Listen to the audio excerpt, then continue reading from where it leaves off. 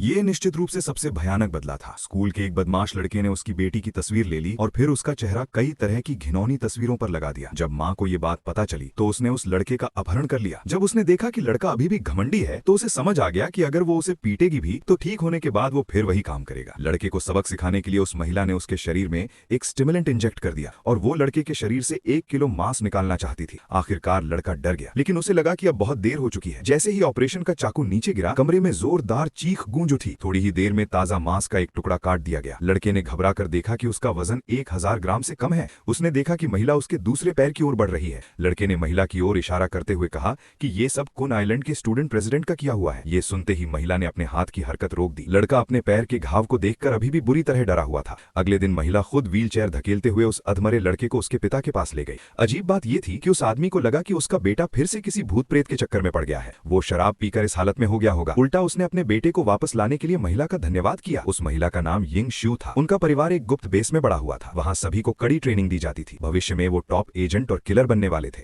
आखिरकार यिंग शू ये सब सहन नहीं कर पाई और 2 बच्चों को सुरक्षित जगह से लेकर भाग गई। उसने और संगठन से भागे हुए 2 अन्य एजेंटों ने अपनी पहचान छुपाने के लिए एक अस्थायी परिवार बना लिया। और पिछली रात यिंग शू ने सच में उस लड़के के पैर से मांस नहीं निकाला था। वो असल में हिप्नोसिस का एक तरीका था जिससे उसे हल्की सी हकीकत का एहसास हुआ। इसी बीच एक लड़की अकेले घर जा रही थी, लेकिन अचानक एक लड़का उसका चुपचाप पीछा करने लगा। लड़की ने अपने कदम तेज कर दिए, लेकिन वो लड़का भी उसके करीब आने लगा। ठीक उसी समय एक अजनबी आदमी जिसने टोपी पहन रखी थी उसके सामने आकर रुक गया। उसने लड़की का नाम बिल्कुल सही तरीके से पुकारा। ऐसा लग रहा था कि वो लड़की की स्थिति समझ चुका था। उस आदमी ने उसका बॉयफ्रेंड होने का नाटक किया और कहा कि वो उसे घर छोड़ देगा। उसके पीछे जो विकृत आदमी था वो भी उसका निशाना था। जैसे ही वो आदमी वहां से चला गया, लड़की ने जल्दी से उस अजनबी को धन्यवाद दिया, लेकिन उसके दिल में अभी भी बहुत उलझन थी। देर रात यिंग शू गाड़ी चलाकर घर लौट रही थी। तभी रेडियो पर एक खबर प्रसारित हुई। हाल ही में डेवलपर नाम का एक सीरियल किलर सामने आया था। वो खास तौर पर उन खूबसूरत लड़कियों को निशाना बनाता था जो देर रात अकेले बाहर निकलती थीं। यिंग शू उस खबर में इतनी खो गई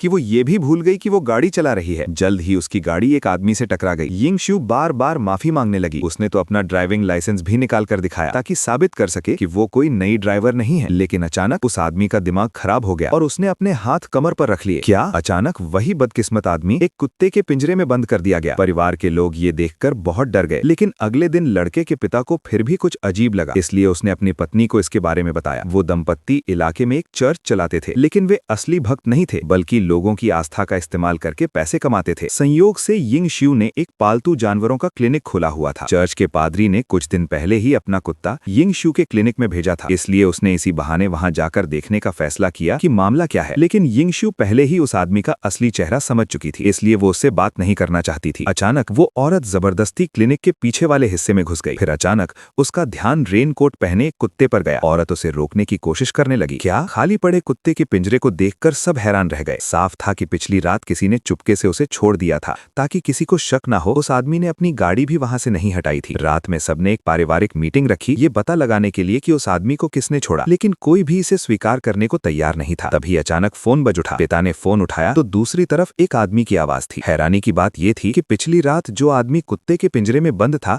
वही सीरियल किलर डेवलपर था। उस आदमी ने धमकी दी कि आज उसे जो अपमान सहना पड़ा है उसका बदला वो जरूर लेगा, और उसने एक बड़ा तोहफा भी तैयार किया था। उसने कहा कि गाड़ी का ट्रंक खोलकर देखो। वाकई वहां अचानक एक महिला दिखाई दी। फोन के दूसरी तरफ मौजूद किलर ने बड़े घमंड से कहा कि वो अब तक 9 लड़कियों को मार चुका है और उसका अगला निशाना उनका परिवार होगा। ऐसी स्थिति में आम लोग डर के मारे कांपने लगते, लेकिन उसे बिल्कुल अंदाजा नहीं था कि उसने किस तरह के लोगों को छेड़ दिया है।